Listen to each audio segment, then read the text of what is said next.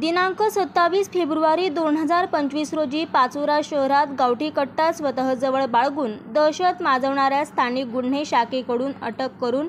त्यावर Pachora police station येथे गुन्हा दाखल करण्यात आले असल्याची माहिती आज दिनांक 28 फेब्रुवारी सकाळी 8 वाजता हाती आली आहे।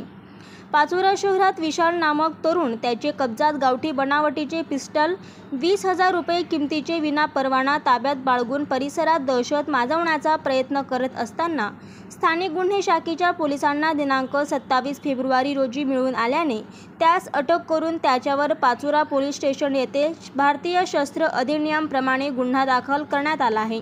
पोलीस निरीक्षक बबन आव्हाड यांच्या आदेशानुसार थाउजा पथकातील पोलीस उपनिरीक्षक Shekhar Domale, police head constable Laxman Patil, police head constable Ranjit Jadhav, police constable Ishwar Patil, police constable Rahul Mahajan, police constable Jitu Patil, police Pramod Thakur यांच्या पथकाने ही कारवाई केली आहे।